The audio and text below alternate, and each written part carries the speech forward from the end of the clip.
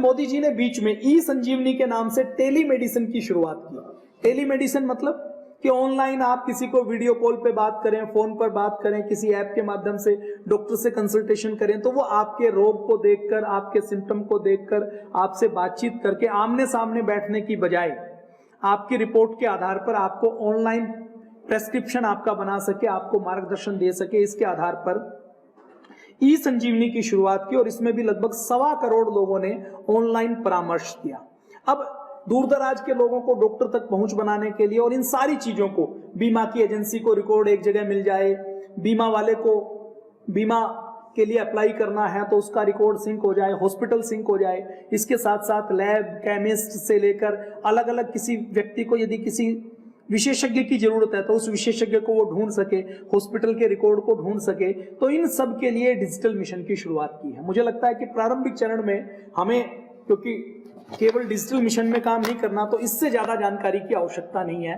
तो digital mission के नाम से एक सरकार का सपना है कि हर नागरिक का हेल्थ कार्ड हो और स्वास्थ्य से संबंधित जितने भी पहलू हैं, जितने आयाम हैं, डॉक्टर हैं, नर्स है, पैरामेडिकल स्टाफ है, सर्जिकल इक्विपमेंट बनाने वाली कंपनी है, फार्मा कंपनी है, लैब है, केमिस्ट है, अलग अलग बीमारियों के जो स्पेशलिस्ट हैं, उन सबको एक प्लेटफॉर्म के ऊपर ला सकें, जिससे हम अपनी लोकेशन के हिसाब से, अपनी आवश्यकता के हिसाब से उनको सर्च करके जो मेडिकल की फैसिलिटीज है उसका लाभ उठा सके। तो ये digital Ayushman Bharat digital mission के बारे में जो टॉपिक आज का विषय था, क्योंकि उसको मुझे लगता है कि हम यदि सामान्य बातचीत नहीं करते तो विषय अधूरा रह जाता, लेकिन इस विषय में 2 घंटे हम बात करें ऐसा कुछ है नहीं। तो आज हमें मौका मिला है तो हम जो और विषय की बात करेंगे वो विषय की बात करेंगे कि पतंजलि कर क्या रहा है, पतंजलि है क्या। कई बार लोग यहां से पढ़ के निकलते हैं, लोगों को कई बार ये लगता है कि पतंजलि का काम तो बिस्किट बनाना है, पतंजलि का काम तो दवा बनाना है, पतंजलि का काम तो सामान बनाकर बेचना है। पतंजलि तो एक धार्मिक संस्था है जहां पर लाल कपड़े पहनने हुए कुछ सन्यासी भ्रमण करने का काम करते हैं, वेद के मंत्रों से पूजा पाठ करने का, यज्ञ हवन करने का काम करते हैं। कई बार ये होता है, कई बार आप क्योंकि आयुर्वेद से जुड़े हुए हैं तो कई बार आपको ये लगता होगा कि पतंजलि में रिसर्च नाम की कुछ चीज होती है, कुछ दवाइयां बनाने के लिए पतंजलि रिसर्च करती है। पतंजलि आयुर्वेद कॉलेज चलाती है। आप आयुर्वेद कॉलेज में आए हैं तो आपको पतंजलि का एक पक्ष केवल आयुर्वेद वाला, आयुर्वेद की शिक्षा वाला दिखाई देता होगा। तो हम थोड़ी सी आधा घंटा बातचीत करने वाले हैं। पतंजलि योगपीठ है क्या, पतंजलि का उद्देश्य क्या है। देखिए, परम पूज्य स्वामी जी और पूज्य आचार्य जी पतंजलि योगपीठ के 2 आधार स्तंभ हैं। पूज्य स्वामी जी और पूज्य आचार्य जी, जिन्होंने गुरुकुल की पढ़ाई की और गुरुकुल की पढ़ाई करने के बाद जिनके मन में एक सपना था कि हमें समाज के लिए, देश के लिए कुछ करना है, तो 1995 में पूज्य स्वामी जी और पूज्य आचार्य जी ने अपने हरिद्वार में एक जगह है जिसको कनखल बोलते हैं, दक्ष प्रजापति का जहां पर मंदिर है, भगवान शंकर की ससुराल है, तो वहां पर एक 1.25 एकड़ की जमीन में एक आश्रम दिव्य योग मंदिर ट्रस्ट के नाम से था। उसका पुराना नाम था कृपालु देव आश्रम। पुराने समय में 100 साल पहले जब गुरुकुल कांगड़ी की स्थापना हुई, उससे पहले एक क्रांतिकारी संत हुए हैं कृपालु देव जी महाराज, जिसको हम अपना दादा गुरु कहते हैं। एक तो माता पिता की परंपरा होती है, पिताजी, दादाजी, परदादा, ऐसे ये गुरु परंपरा होती है। और गुरु में भी ये माना जाता है कि भारत की जो गुरु परंपरा है उसमें जो शिष्य होता है वो मानस पुत्र होता है। जो गुरु होता है वो शिष्य का पिता की तरह होता है। जो व्यक्ति सन्यास ले लेता है तो सन्यासी होने के बाद उसके आधार कार्ड के ऊपर जो नाम होता है, उससे कोई परिचय या पता पूछता है तो वो अपने पहले वाले, अपने बायोलॉजिकल पिता का नाम नहीं लेता, वो अपने गुरु का नाम बताता, और पिता के स्थान पर भी गुरु का नाम आ जाता है। तो ये भारत की एक गुरु शिष्य की परंपरा रही है। और देखिए, जब हम भारत में किसी ऋषि की बात करते हैं तो ऋषि का मतलब क्या है। ये जो ऋषि शब्द है, ये ऋषि शब्द का मतलब यही है कि ऋषि शब्द का मतलब है साइंटिस्ट। ऋषि मतलब जो रहस्यों को जाने। रहस्य कौन से?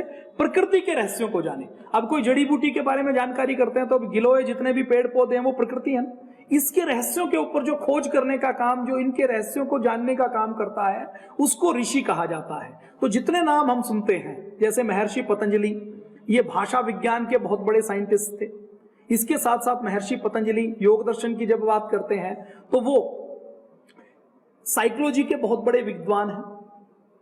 वो मुक्ति की बात करते हैं कि आप इस शरीर को छोड़कर समाधि की अवस्था को कैसे प्राप्त करें।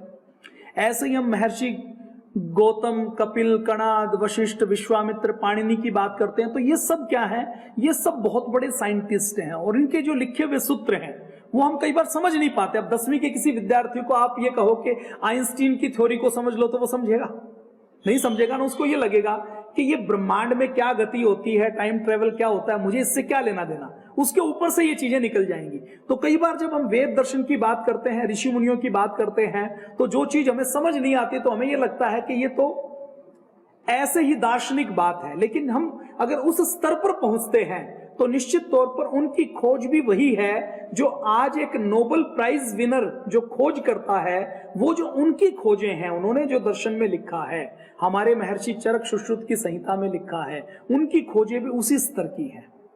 आपको हो सकता है मेरी बात में अतिशोक्ति लगे, लेकिन अतिशोक्ति नहीं है। आप गहराई से उतरेंगे तो किसी ना किसी दिन मेरी इस बात से आप सहमत हो जाएंगे। मैं भी आंख मूंद कर सहमत होने वाले व्यक्तियों में से नहीं हूं। तो पूज्य स्वामी जी और पूज्य आचार्य जी ने यह कार्य करना शुरू किया। जब उन्होंने ये कार्य करना शुरू किया तो उस समय पूज्य स्वामी शंकरदेव जी महाराज होते थे। पूज्य स्वामी शंकरदेव जी महाराज ने कहा कि ये आश्रम, छोटा सा आश्रम, 1.25 एकड़ जमीन में, ये आप संभाल लीजिए। उस समय आश्रम की स्थिति ये थी कि दोपहर को भोजन मिल जाए तो शाम को भोजन बनाने के लिए आटा नहीं होता था। तो पूज्य आचार्य जी, पूज्य स्वामी जी ने भिक्षाटन करके, लोगों से सहयोग करके, कहीं हवन करवा के वहां से 1100 रुपए लेकर, 11,000 रुपए लेकर, 5,000 रुपए लेकर, सहयोग लेकर आश्रम शुरू किया। आश्रम टूटा फूटा था। योग करवाना शुरू किया। योग प्राणायाम करवाने से जब लोगों की बीमारियां दूर हुई तो पहले 2 लोगों को योग सिखाया, फिर 100 लोगों को सिखाया, फिर 500 लोगों को सिखाया, फिर 1000 लोगों को सिखाया। ऐसे लोगों को योग सिखाते सिखाते जब पूज्य स्वामी जी और आचार्य जी ने देखा कि योग से लोगों को लाभ होता है तो पूरे भारत में योग शिविर लगाने शुरू किए। और उस समय यह स्थिति थी कि आयुर्वेद की दवाइयां बहुत कम बनती थी, या बनती थी तो लोग उसको पसंद नहीं करते थे। आयुर्वेद के हमारे जो बीएमएस चिकित्सक थे वो ज्यादातर, यद्यपि स्थिति आज भी वैसी ही है कि तैयारी करनी है एमबीबीएस की, एमबीबीएस नहीं हुई तो चलिए लेनी है तो मजबूरी में आयुर्वेद ले लें। अधिकतर स्थिति ऐसी है। सहमत है मेरी बात से? है ना ऐसी स्थिति कि प्रेफरेंस किस चीज की है? क्योंकि राजाश्रय उसी को है, लोग उसी को पसंद करते हैं, तो एमबीबीएस का ठप्पा लगवाना ज्यादा पसंद करते हैं। तो आयुर्वेद के चिकित्सक भी बीएमएस करने के बाद भी जो प्रैक्टिस करते थे वो एलोपैथी की करते थे।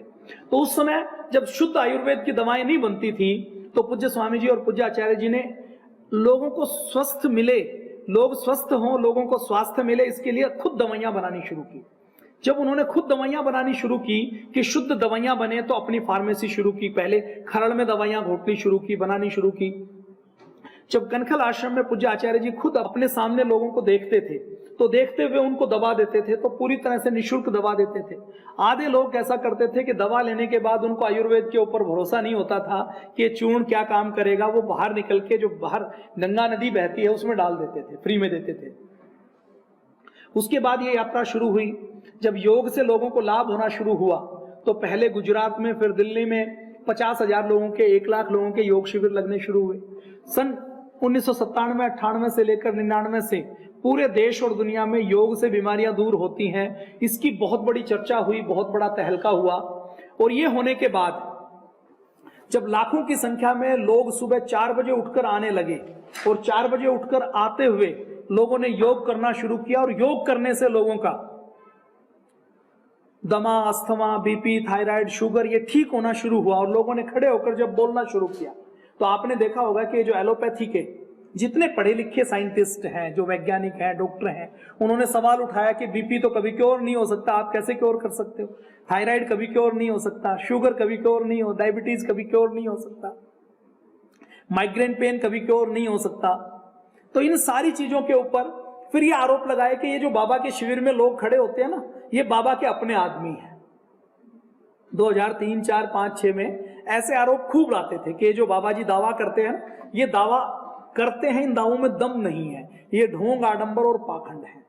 4-5 साल तक इस बात के लिए संघर्ष चला कि योग से बीमारी दूर कैसे हो सकती है, बीपी कैसे दूर हो सकता है, थायराइड कैसे दूर हो सकती है, डायबिटीज कैसे ठीक हो सकती है। एलोपैथी में जब किसी चीज की दवाई नहीं है तो आप कैसे ठीक कर सकते हो? दमा अस्थमा है तो इनहेलर लेना पड़ेगा, आप बिना इनहेलर के दमा अस्थमा कैसे ठीक कर सकते हो? ये संघर्ष हुआ पूज्य स्वामी जी महाराज डॉक्टरों को, एलोपैथी के डॉक्टरों को सामने बिठाते, उनसे कहते कि आपको टेस्टिंग करनी है तो मुझे मरीज दे दो। तो आप कल्पना कीजिए 20 साल पहले कितना संघर्ष रहा होगा जब किसी ने कहा होगा कि शुगर ठीक हो सकती है। एलोपैथी के डॉक्टरों ने कोई सहज स्वीकार नहीं किया, पूरा संघर्ष हुआ है। और मैं ये कहता हूं कि ये हमारे योग की, भारतीय संस्कृति की बहुत बड़ी विजय है कि आज अरब के देश में कोई मुस्लिम व्यक्ति या ईसाई व्यक्ति या यहूदी व्यक्ति जो योग को नहीं मानता, रामायण महाभारत गीता को, भारतीय संस्कृति को नहीं मानता, लेकिन आज भी जब पूरी दुनिया में हम कहते हैं कि योग से बीमारी दूर होती है तो कोई विरोध नहीं कर पाता। वो नहीं करे ये अलग बात है, लेकिन उसके पास विरोध करने का आधार नहीं है। पूरी दुनिया में योग को हेल्थ के एक मजबूत टूल के रूप में स्थापित करने का श्रेय यदि किसी को जाता है तो वो पूज्य स्वामी रामदेव जी महाराज को जाता है। बड़ी विजय है, इसको आप छोटा मत मानिए। देखिए आज एलोपैथी के किसी डॉक्टर के पास आप जाएं और आप कहें कि मैं योग करता हूं तो वो मना करेगा क्या? उसके पास मना करने का कोई आधार नहीं बचा। वो सहमत हो नहीं हो वो अलग बात है, लेकिन वो आपको योग करने से रोक नहीं सकता। और मौन रूप में उसको भी स्वीकार करना पड़ रहा है पूरी दुनिया में, जब योग की इतनी चर्चा हो गई कि योग से लाभ तो होता है, लेकिन करना पड़ेगा, आलस्य छोड़ना पड़ेगा। आपको जल्दी लाभ लेना है तो एलोपैथी ले लीजिए, स्थायी लाभ लेना है तो योग करना पड़ेगा, लेकिन योग करना पड़ेगा। तो इन सारी चीजों के बीच में योग को प्रतिष्ठापित करने का काम किया। योग से बीमारियां दूर होते हैं, इसके लिए ट्रायल किए गए। लखनऊ का जो सहारा हॉस्पिटल है, लखनऊ का दूसरा जो सरकारी हॉस्पिटल है, वहां से टीम्स बुलाई गई। उन्होंने लोगों का एलएफटी से लेकर दूसरी चीजें, अलग अलग पैरामीटर्स चेक किए और 7 दिन के शिविर से पहले चेक किए, 7 दिन के शिविर के बाद चेक किए। इन सारे संघर्षों के बाद आज योग ये स्थापित हो चुका है कि योग से ही होता है। फिर दिव्य फार्मेसी से अलग अलग जो दवाएं बनानी शुरू की, तो आयुर्वेद की दवाओं के नाम पर आपने देखा होगा कि आयुर्वेद की दवाओं के नाम पर कुछ भी पैक करके बेचा जाता है। आयुर्वेद की दवाओं में आयुर्वेद की कोई दवा बनानी है तो उसमें जो उसके इंग्रेडिएंट्स होने चाहिए वो लिए या नहीं लिए, उनकी स्थिति क्या है, उनके अंदर जो फाइटो कंपाउंड्स होने चाहिए उनकी स्थिति क्या है, कौन सा हिस्सा लेना है, किस शुद्धता के आधार पर दवा बनानी है, उन सब के ऊपर ध्यान नहीं दिया जाता था। और आयुर्वेद के नाम पर कुछ भी कूट कर, पीस कर, मिलाकर, घोट कर लोगों को दे दिया जाता था और उसके कई बार इफेक्ट नहीं होते थे बल्कि साइड इफेक्ट होते थे। तो इन सारी चीजों के बीच में दिव्य फार्मेसी की स्थापना की। दिव्य फार्मेसी ने प्रामाणिकता के आधार पर जितने भी आधुनिक पैरामीटर्स हैं, जीएलपी, जीएमपी, आईएसओ, सास, सीएमएस से लेकर जितने मॉडर्न मेडिकल साइंस के पैरामीटर्स से लेकर क्वालिटी मैनेजमेंट से लेकर क्वालिटी कंट्रोल्स के जितने भी सर्टिफिकेशन होते हैं, उनको लेकर पूरी दुनिया के सामने प्रामाणिकता के साथ कहा कि हम ये दवा बनाते हैं। अब देखिए आयुर्वेद की दवा कितनी कॉम्प्लिकेटेड है। मैं एक विज्ञान की बात करता हूं, मेटेरियल साइंस की। तो अभी देखिए भस्म निर्माण की जो कला है वो मैं कहता हूं दुनिया का सबसे बड़ा विज्ञान है। हमारे ऋषि मुनि दुनिया के सबसे बड़े वैज्ञानिक थे। अब लोहे की एक भस्म बनानी है, लोहे की भस्म कैसे बनाई जाती है, आप में से कोई बता सकता है? देखिए मैं आपको एक बात और कहता हूं, बड़ी विनम्रता से कहता हूं, आयुर्वेद की जो हमारी परंपरा थी उसमें 7 साल के कोर्स में वैद्य नहीं बनता, वैद्य आजीवन सीखता है। जो आचार्य चंद्र जी की जैसे जिन पुस्तकों की मैंने बात की, उस समय जो एक वैद्य का बेटा होता था वो 5 साल की उम्र में अपने पिताजी के पास बैठना शुरू करता था। 5 साल की उम्र में जब वो पिताजी के पास बैठता था, जो पिताजी वैद्य है वो आते ही व्यक्ति की नाड़ी देखते थे, सिम्टम देखते थे, उसको कहते थे कि पहचान, फिर उसको कहते थे कि दवा बनानी है तो गिलोय लेकर आ, तुलसी लेकर आ, और तुलसी ऐसी होनी चाहिए, गिलोय ऐसी होनी चाहिए, इस मौसम में तोड़नी चाहिए, उसको ऐसे कूटो, पीसो, बनाओ। और उसके बाद उस व्यक्ति की 25 साल तक उम्र तक आते हैं तो उसकी पढ़ाई कितनी होती थी। और वैद्य जो होते थे अनपढ़ नहीं होते थे। पुरानी पांडुलिपियों में ये वर्णन आता है कि मैंने इस पांडुलिपि को जो लिखा है, उस पांडुलिपि में हमारे ऋषियों के, इतने ऋषियों की जो लाइब्रेरी मेरे घर में थी, उन सबसे रेफरेंस लेके लिखा। इसका मतलब क्या है कि जो वैद्य होते थे वो पढ़े लिखे होते थे, बस उनका जो कॉलेज होता था वो पिताजी दादाजी वाला कॉलेज होता था, गुरु शिष्य वाला कॉलेज होता। 25 साल की उम्र तक उसका वर्किंग एक्सपीरियंस कितना होता? 20 साल होता था कि नहीं होता? अब आप कल्पना कीजिए कि जब वो व्यक्ति 50 साल का हुआ या 70 साल का हुआ, 100 साल तक तो लोग जीते, आज भी जीते हैं। आपके गांव में आप दादा नानी बुआ बुआ के यहाँ जाओगे तो आपको 100 साल के, 95 साल के, 90 साल के व्यक्ति मिलते हैं कि नहीं? तो ये कोई हम ऐसी बात नहीं कर रहे कि वो रामायण काल की 200 साल की पुरानी, 2 लाख साल पुरानी बात कर रहे हैं। तो उस समय जब 100 साल का एक कोई वैद्य होता था तो आप कल्पना कीजिए वो कितने मरीजों को देख चुका होता था कि नहीं। और कोई भी वैद्य पुराने काल में, आयुर्वेद भी पुराने काल में ऐसा आयुर्वेद नहीं था कि जो डिब्बी में बंद हो गया। आयुर्वेद में वैद्य जो दवा बनाता था उसकी खुद की फार्मेसी होती थी, वो खुद अपनी दवा बनाता था। तो मैं बहुत गंभीरता इसके साथ आपसे निवेदन करता हूं कि यदि आपको दवा बनानी नहीं आती तो आप अच्छे वैद्य नहीं बन सकते। पैक की हुई दवा लेंगे, दवा कैसे बनाई जाती है उसकी जानकारी नहीं होगी तो अच्छे वैद्य नहीं हो सकते। हम उस परंपरा पे ला पाए अपने भारत को। आप कल्पना कीजिए कि 5 साल का बच्चा जिसका उद्देश्य है, अच्छा वैद्य कौन बनता था? जिसका सेवा करने का उद्देश्य। तो वैद्य वही बनता था जिसका उद्देश्य होता था कि मुझे तो मोक्ष की प्राप्ति करनी है, लोगों की सेवा करनी है, लालच नहीं करना, लोगों को जीवन को बचाने का काम करना है। ऐसे लोगों को वैद्य बनाया जाता था। तो अपने भारत में ऐसा समय आए कि 5 साल के बच्चे को तय हो कि मुझे डॉक्टर बनना है और वो उस समय डॉक्टर के पास उसकी ट्रेनिंग शुरू हो जाए, ये एंट्रेंस एग्जाम का झंझट नहीं हो और उसको यदि डॉक्टर बनाया जाए, उसको यदि वैद्य बनाया जाए तो वो मानवता की कितनी बड़ी सेवा कर सकता है। तो लो भस्म की मैंने दिव्य फार्मेसी में जाके बात की कि जो भस्म बनाता है कि भस्म कैसे बनाते हैं, तो उसने बताया कि लो भस्म बनाने के लिए खास प्रकार का लोहा लेते हैं, उसका चूर्ण करते हैं, चूर्ण करने के बाद उसको खरड़ करते हैं, खरड़ करने के बाद वो जो भावना देना बोलते हैं उसको खरड़ करने के बाद फिर उसको हम गोमूत्र में उसको खरड़ करने के बाद उसको डुबो कर रखते हैं 1 दिन तक, 2 दिन तक, 3 दिन तक, कुछ उसने पीरियड बताया। फिर उसको बाद फिर उसको खरड़ करते हैं, गर्म करते हैं, फिर उसको उड़द के दाल के पानी में भिगोते हैं, फिर उसको खरड़ करते हैं, फिर उसको एलोवेरा के पानी में भिगोते हैं, फिर खरड़ करते हैं, फिर उसको फला चीज में भिगोते हैं। ऐसे 10 साइकिल करते हैं और 10 साइकिल करने के बाद वो लो भस्म बनते हैं। अब वो 10 साइकिल करने में 1 महीने का समय लगता है। अब कोई मुनाफा कमाने के लिए लो भस्म बनाएगा, लोहे का जो चूर्ण है उसको आप 1 साइकिल करने के बाद भी रगड़ कर किसी मरीज को खिला दोगे तो मरीज को पता नहीं लगने का। और तो कई बार लैब में भी पता नहीं लगता।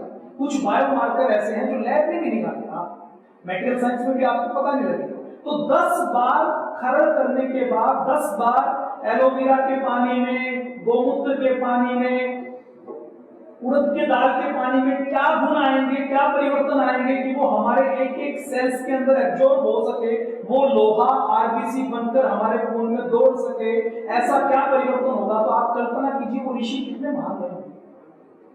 आज का विज्ञान कर सकता है। मैं मेटेरियल साइंस का विद्यार्थी रहा हूं, तो हमारे मेटेरियल साइंस में जैसे कोई भी गियर बनता है, कोई मेटेरियल साइंस में अलग अलग मेटल की कोई ना कोई चीज बनती है। तो मेटल की चीजों में क्या होता है, हीट ट्रीटमेंट के नाम पर हम केवल उसको गर्म करते हैं, ठंडा करते हैं, तेल में ठंडा कर देंगे, फर्नेस में ठंडा कर देंगे, तो उसके जो भौतिक गुण है वो थोड़े से बदलते हैं।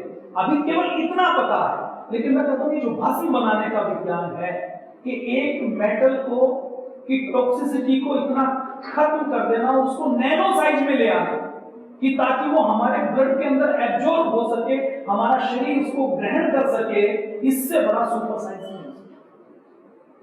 और अगर आयुर्वेद के ऋषि ये दे सकते हैं तो उनसे बड़ा वैज्ञानिक कोई नहीं हो सकता। जितने नोबेल प्राइज मेडिसिन के क्षेत्र में मिले हैं, मैं कहता हूं वो बहुत छोटे हैं, वो बहुत हल्की फुल्की खोज करने वाले व्यक्तियों को दिए गए हैं।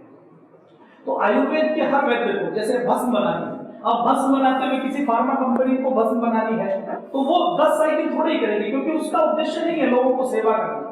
ये वैद्य का काम, आयुर्वेद का काम वही कर सकता है जिसके मन में एक उद्देश्य हो कि मुझे तो लोगों की सेवा करनी है। देखिए, मैं पूज्य स्वामी जी महाराज की सेवा में रहता हूं और मैं यदि कहूं कि हमारा जो हिंदू धर्म है, सनातन धर्म है, वो मुसलमानों से, ईसाइयों से, यहूदियों से अलग कैसे है, तो हमारा जो एक कोर सिद्धांत है, जो मूल सिद्धांत है, वो उनसे अलग है। हमारा सिद्धांत क्या है कि हम पुनर्जन्म और कर्मफल को मानते हैं। तो कोर प्रिंसिपल की बात करूं तो कोर प्रिंसिपल में सनातन में, मुसलमानों में, यहूदियों में, ईसाइयों में जो फर्क है वो यही है। ऐसे ही जो हमारा पुनर्जन्म और कर्मफल का सिद्धांत है, ये हमारे सनातन का शाश्वत सिद्धांत है और ये 100% वैज्ञानिक है। हमारी यात्रा, ये जो हमारा जन्म है, इस जन्म से पहले हमारे हजारों जन्म हो चुके हैं। मैं विशुद्ध वैज्ञानिक बात कर रहा हूं। देखिए, मैं कोई वेद, दर्शन, उपनिषद, रामायण, महाभारत, गीता के ऊपर प्रवचन नहीं कर रहा। बिल्कुल वैज्ञानिक पृष्ठभूमि के ऊपर, धरातल पर खड़ा होकर बिल्कुल वैज्ञानिक बात कर रहा हूं। तो हमारे हजारों जन्म हो चुके हैं और हजारों जन्म होने वाले हैं। तो पुनर्जन्म 100% सत्य है, और पुनर्जन्म के ऊपर एक नहीं विदेशी वैज्ञानिकों ने भी मोहर लगाई है। डॉक्टर ब्रायन वीज, एक नाम सुना आपने? उनकी एक पुस्तक है मैनी लाइव्स मैनी मास्टर, पढ़ी है किसी ने? नहीं तो पढ़ लीजिएगा, यूट्यूब पर उपलब्ध है, जरूर पढ़िएगा, क्योंकि आपका दर्शन अगर स्पष्ट नहीं होगा ना तो आप अच्छे वैद्य नहीं बन पाएंगे, और अच्छे वैद्य नहीं बन पाए तो फिर ये जीवन निरर्थक हो जाएगा। मैं भी यहां पर जो काम कर रहा हूं ना, उसमें हो सकता है हमें पैसे नहीं मिलते हूं, लेकिन हम ये सोचते हैं कि हमने यदि किसी की सेवा कर दी, योग की एक कक्षा लगा दी, तो उससे जो पुण्य मिलेगा वो सुख में कन्वर्ट हो जाएगा। अभी 2 दिन पहले एक ट्वीट वायरल हुआ बेंगलोर के एक इंजीनियर का, आईटी प्रोफेशनल का, आपने सुनी वो न्यूज कि 58 लाख रुपए मेरी सैलरी है लेकिन जीवन में खुशी नहीं है? पढ़ा किसी ने? कि तो इसका मतलब क्या है? वो ट्वीट एक मैसेज देता है कि केवल धन से खुशी मिलने वाली नहीं है। तो डॉक्टर ब्रायन वीज की पुस्तक है एक many lives many master, MBBS MD doctor है, साइकोलॉजी के मास्टर हैं।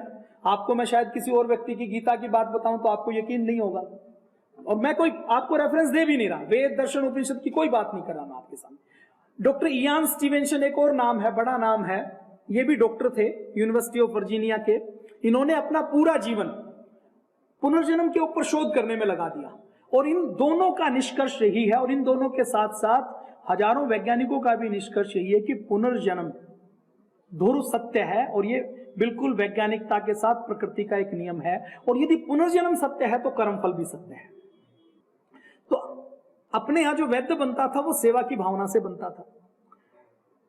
तो अपने यहां मैं पूज्य आचार्य पूज्य स्वामी जी महाराज की बात करूं तो पूज्य आचार्य जी और पूज्य स्वामी जी महाराज ने अपनी फार्मेसी बनाई, अपनी योगशाला बनाई। तो जब ये लगा कि वो आश्रम छोटा पड़ने लगा तो 2006 में पतंजलि योगपीठ ट्रस्ट की स्थापना की। ये जो आप देख रहे हैं पतंजलि योगपीठ है, 13 अप्रैल 2006 को इसका शुभारंभ किया गया। उसके बाद आयुर्वेद कॉलेज बनाया गया, उसके बाद विश्वविद्यालय बनाया गया, 2013 में आचार्य कुलम बनाया गया। और इन सबके साथ साथ पतंजलि में योग के प्रचार प्रसार के लिए जब पूज्य स्वामी जी महाराज ने यह देखा कि मैं पूरे देश व दुनिया में खुद योग नहीं पहुंचा सकता, तो पूज्य स्वामी जी ने 2005 में आह्वान किया कि ऐसे लोग जो योग सीखकर निःशुल्क आगे योग सिखाना चाहते हैं वो यहाँ आइए। तो ऐसे हम जैसे हजारों व्यक्ति यहाँ पर आए, उनको पूज्य स्वामी जी महाराज ने 11 दिन यहीं पर रख के निःशुल्क उनके भोजन की, आवास की सारी व्यवस्थाएं करके उनको योग शिक्षक बनाया और योगाचार्य बनाकर ये कहा कि आप जहां पर रहते हैं वहां पर 23 घंटे आप अपना काम करें, और आपको 1 घंटा अपने घर परिवार नौकरी व्यापार में 23 घंटे काम करते हुए 1 घंटा आपको अपने घर के पास किसी पार्क में, किसी सार्वजनिक स्थान पर खुद योग करना है और दूसरों को योग करवाना है। इस उद्देश्य के साथ पूज्य स्वामी जी महाराज ने योग शिक्षक बनाने शुरू किए। 2005 में 3000 लोगों को योग शिक्षक बनाया, 2006 में और 4000 लोगों को योग शिक्षक बनाया, और 2009 आते आते पूरे देश के 600 से अधिक जिलों में, 5000 से अधिक तहसीलों में और लगभग 20,000 से अधिक गांवों में 1 लाख से अधिक योग शिक्षक तैयार हो गए।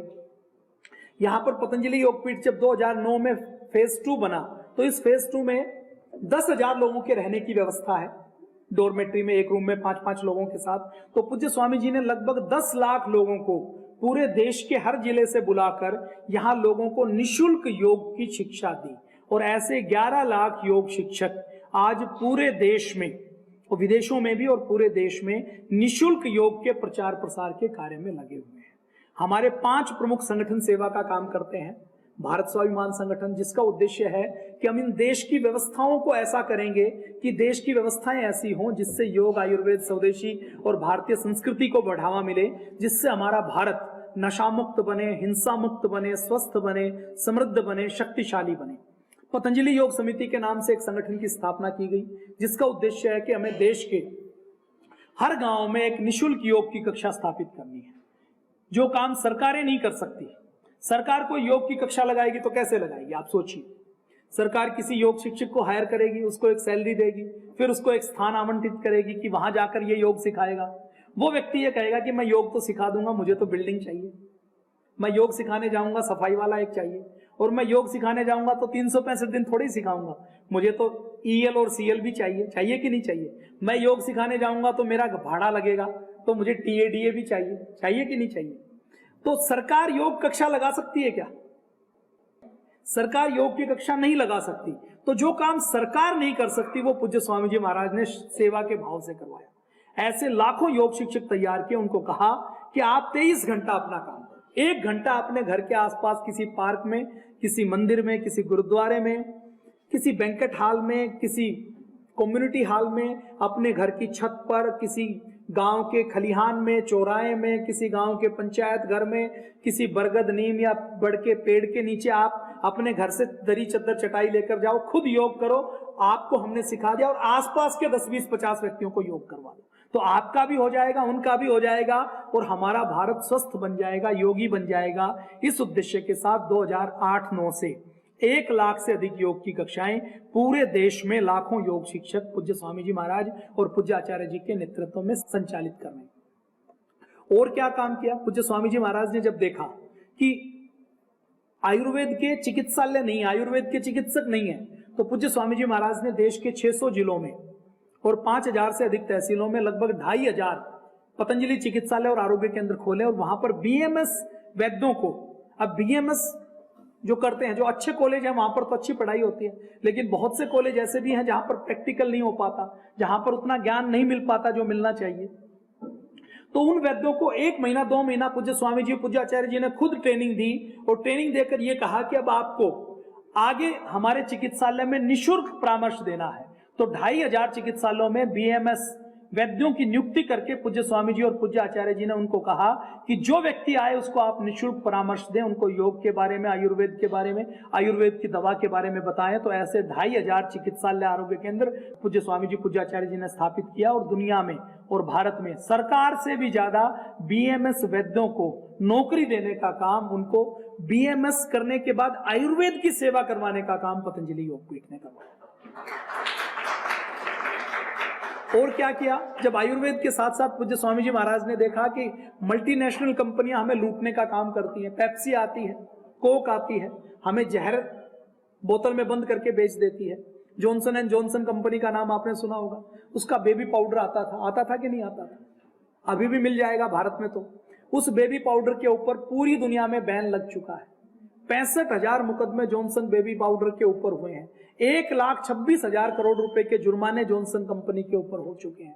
तो ऐसी मल्टीनेशनल कंपनियां लोगों को मारने का काम करती थी, तो पूज्य स्वामी जी महाराज ने स्वदेशी का विकल्प दिया कि आपको जड़ी बूटियों से युक्त साबुन, शैम्पू से लेकर हम एफएमसीजी के उत्पाद उपलब्ध करवाएंगे और उन उत्पादों से जो थोड़ी सी आमदनी होगी उसको केवल देश की सेवा के लिए प्रयोग करेंगे। आज देश में लगभग 12 लाख कंपनी है जो रजिस्ट्रार ऑफ कंपनीज में रजिस्टर्ड है। उन 12 लाख कंपनियों में पतंजलि आयुर्वेद, पतंजलि एक ऐसी कंपनी है जिसका संकल्प है कि हम 100% जो कमाई करेंगे उसका सारा प्रॉफिट केवल चैरिटी में लगाने वाले हैं। तो पतंजलि आयुर्वेद से कोई व्यक्ति दंत मंजन खरीदता है, टूथपेस्ट खरीदता है, साबुन खरीदता है और उससे यदि 50 पैसे पतंजलि को बचते हैं तो उन 50 पैसों से पतंजलि गुरुकुल चलाने का काम करता है, गौशाला चलाने का काम करता है, योग आयुर्वेद पर रिसर्च करने का काम करता है। तो आयुर्वेद का, योग की, स्वदेशी की क्रांति पतंजलि ने की। उसके बाद जब अब देखा कि लॉर्ड मैकाले की शिक्षा पद्धति ने भारत के अंदर नैतिकता को खत्म कर दिया, भारत के अंदर भारतीयता को खत्म कर दिया, भारत के अंदर पूर्वजों के प्रति गौरव का भाव नहीं है, हम सबको मानसिक रूप से गुलाम बना दिया, तो पूज्य स्वामी जी महाराज ने अभी शिक्षा के क्षेत्र में एक बड़ी क्रांति करते हुए पूज्य स्वामी जी महाराज ने भारतीय शिक्षा बोर्ड की स्थापना की है कि 12वीं तक की पढ़ाई करते हुए जो व्यक्ति भारत की हार का इतिहास पढ़ता था, जो हमें गलत सलत पढ़ाया जाता था, उनको हम भारतीयता के आधार पर शिक्षा दीक्षा दे सकें, उसके लिए शिक्षा के क्षेत्र में भारतीय शिक्षा बोर्ड पतंजलि ने बनाया है जिसमें 1 लाख विद्यालयों को जोड़ा जाएगा। तो ये मैंने कुछ सेवाओं के बारे में आपको जानकारी दी। इसके अलावा जड़ी बूटी वितरण, वृक्षारोपण, रक्तदान, देहदान, आई डोनेशन से लेकर जितने सेवा के काम हो सकते हैं वो पूरे देश भर में संचालित करने का काम पतंजलि योगपीठ कर रहा है। तो ये मैंने कुछ विषय आपके सामने रखा और मुझे बहुत आनंद हुआ। आप सबका बहुत बहुत धन्यवाद। आदरणीय धनराज जी का बहुत बहुत धन्यवाद जिन्होंने ये अवसर दिया कि हम आपस में बातचीत कर पाए।